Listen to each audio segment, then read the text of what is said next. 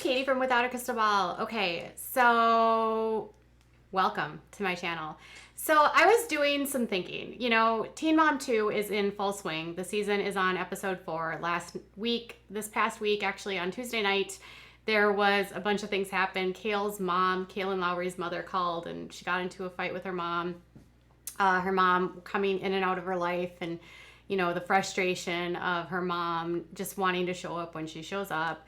Then there was Brianna getting dirty from Lewis and having to take some medication to get rid of that, and feeling totally like a loser and like a failure. And her sister was giving her a lecture about how she can prevent these things, and you know, this in and out of Lewis from her daughter Stella's life. Then you had Chelsea, who was dealing with Aubrey wanting to go to the father-daughter dance, and she wanting to invite Adam as her date along with Cole, and then her worrying about whether or not Cole and Adam would get along. And then this debate she had with Aubrey about getting a telephone, and she had to have discussions with 37 people, including Cole and her friends, about whether or not it's appropriate for Aubrey to have a phone, and they agreed that eventually she should get a phone and she can work for it and blah, blah, blah.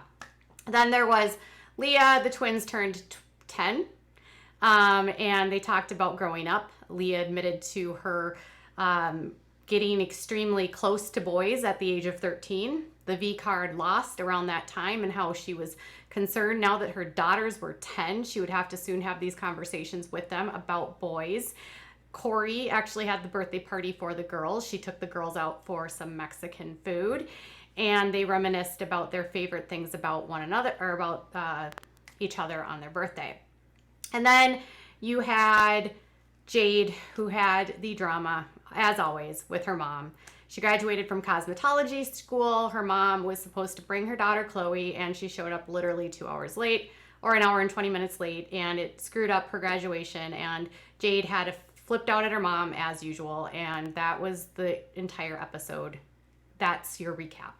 But it's interesting because off screen, the drama is all happening. You've got Brianna allegedly flirting with Chris Lopez, and then saying that she is not interested in being with Chris Lopez and has no interest in being with anyone related to Kale. Although it's weird that she would flirt with Kale's ex-boyfriend on Instagram, whatever. But it's Farrah Abraham we're going to talk about today, because Farrah and her mom, Deb, are literally trashing a bunch of the people from the show. And Farrah seems to be really not letting go of the fact that MTV fired her, and is using her social media platform every day, well, not every day, to remind everyone that she's been fired but is doing amazing. She recently graduated from college, and that she's the only one that hasn't stayed stuck in a cycle, because she's the one that has beat the odds by getting a job and not having debt and blah, blah, blah, blah, blah. So on an Instagram story, she said, it was a tweet that she had shared from somebody else, and it said, "I need Teen Mom OG, Teen Mom, to bring back Farrah to Teen Mom OG. She was the most interesting cast member and made the show entertaining." And on top of that, Farrah wrote, "Viacom should help teen parents stop struggling, but yet keep them there in the struggle. No social justice." And then she said, "It's so crazy that after failed seasons, Viacom still does not listen to the viewers. Well, I guess they want the teen moms to struggle like always. Remember, I'm the one of 10 who overcame the struggles of teen parenting." So I'm assuming she's talking about how she didn't have any more children while she was like single. That's one. There's a number of different things that can happen here. They're higher likelihood of not graduating from college, a higher likelihood of having multiple children while still young, a higher likelihood of poverty, a higher likelihood of not having, you know, any sort of financial stability, a higher level of dealing with issues of, you know, substance abuse, or a parent that is in and out of prison or rehab. You know, there's a lot of, you know, issues with teen pregnancy, and obviously when children have children, things can happen. Now, there are the cases where people do overcome, and I have so many amazing subscribers that have beat the odds. But, you know, MTV, I actually agree here with her that they have stayed stuck, a lot of the girls. Although I would disagree. about Kale. Kale does have a bachelor's degree, even though she has 4 children. She is seemingly responsible, pays her taxes, doesn't have any arrests, has stayed out of trouble for the most part, and she is maintaining a lifestyle where she's able to provide for her children. In fact, she just announced that she'll be launching a new podcast with V, which will be about baby mama, no baby mama drama or something like that.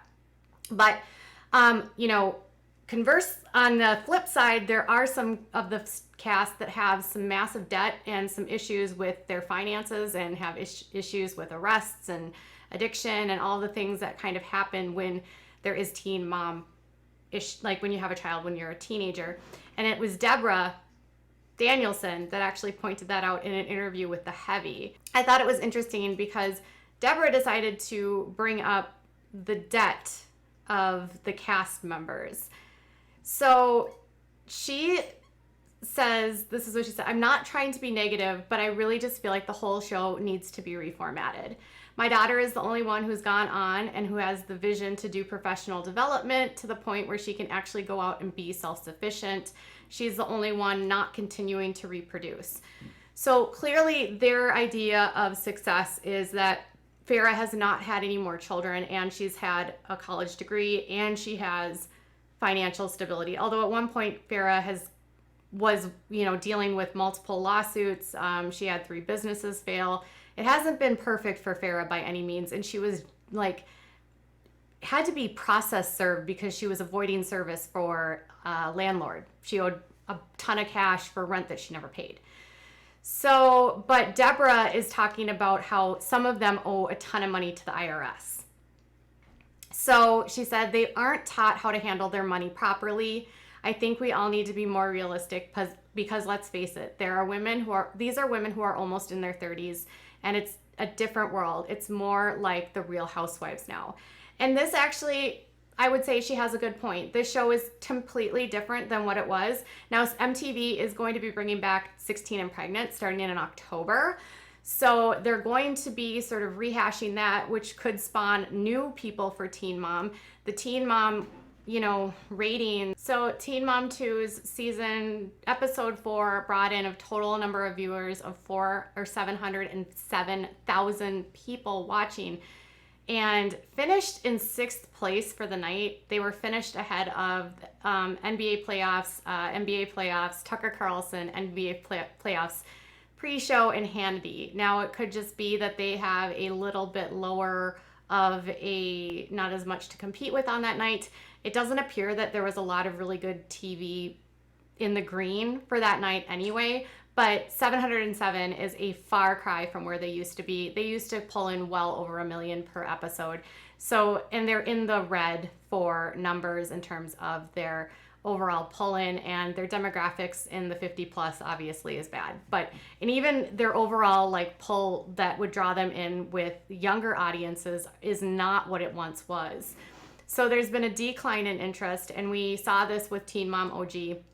And I think that as the girls are paid more and more money, you have to start talking about profitability. I mean, Kale even said on Instagram, we have to prepare for when the show is not on the air anymore. So I think cast members are getting ready for this to go away at some point. But Debra actually continued. She said they weren't taught to handle their money properly.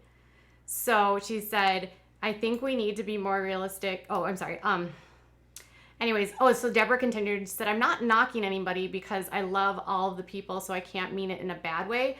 But I think the cold hard fact of the matter is that they don't have good counsel from a business perspective. Now, Debra is a MBA and has had a wildly successful career in business, so she's probably coming from this from a very logical business perspective.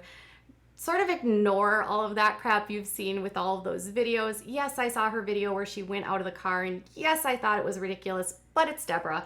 I will say that even though Debra does ridiculous things, Debra is super nice, always willing to share her opinion, and is always really respectful. So I can always say that you have to go with how people treat you, and Debra's a nice one. So, but she's probably referring to a few people. So you've got Caitlyn and Tyler. They owe $856,000. Now that's from 2 federal tax liens that are sitting on their property. So they have one for $535,000 and another one for $321,000 for 2017 and 2016. Then you have Amber Portwood. She owes over $134,000 in taxes to the federal government as well. And then even Macy, I was just looking at Macy's debt. She has 3 separate tax liens and it's close to $100,000. So you've got Macy, you've got Caitlin and Tyler, you've got Amber. So that's 3 people from the show that she was with. So Amber and Farrah was on that cast. Now that cast has Cheyenne.